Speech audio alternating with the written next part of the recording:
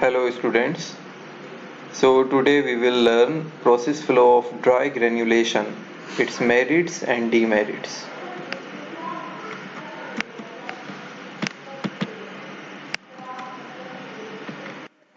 So what is dry granulation? Dry granulation is a very simple technique to produce the granules.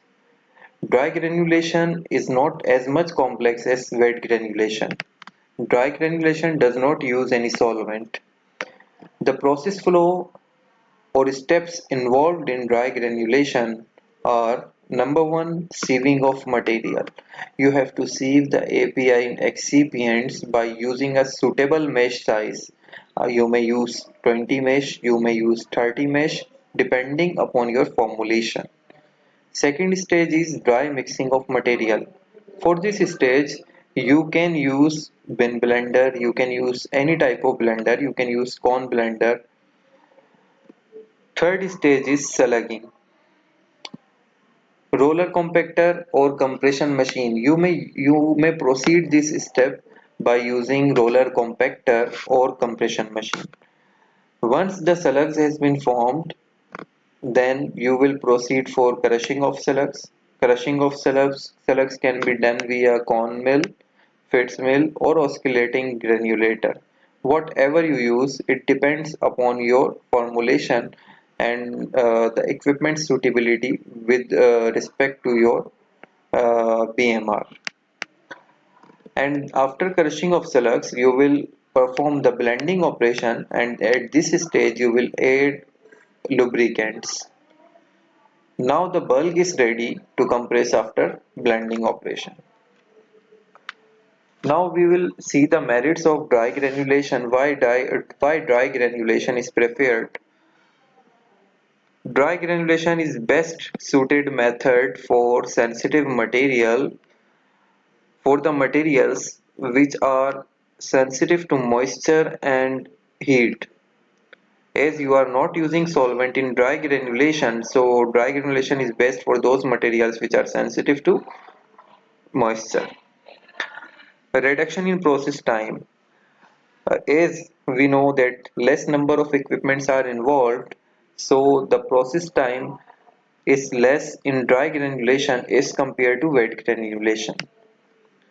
Improved flowability of we are performing slugging here, and then we will get the desired particle size. So dry granulation is having a proper granules which are having a proper flowability as compared to the direct compression method. As less number of equipments involved, so less energy consumption and less maintenance required on equipments.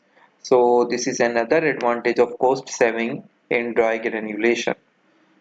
Dry granulation does not use any solvent, so this is another benefit and cost saving in dry granulation. Dry granulation method is easy to handle.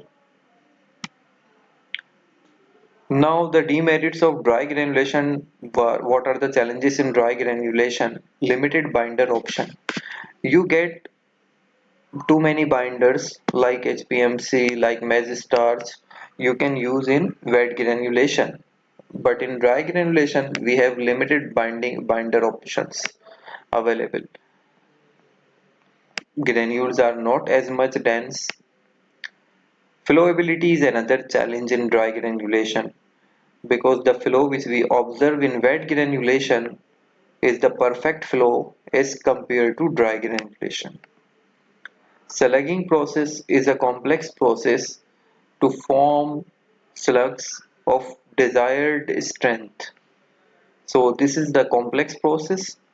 Um, this is another challenge for dry granulation. Dust generation is another demerit of dry granulation, because there is no solvent involved in dry granulation, so it may produce a little dust during operation area. Product uniformity issue. The product uniformity which you observed in wet granulation is perfect, but in dry granulation you may face challenges in product blend uniformity. So it is very much necessary to check the blend uniformity before proceeding for compression. Noise and vibration is another issue.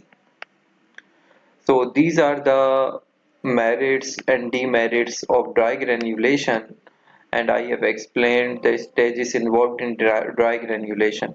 If you have any further queries, so you may directly email to me or you may comment below. Please subscribe this channel, and whatever the topic you want to learn, so you may email on yes.yasirhussain@hotmail.com. Thank you.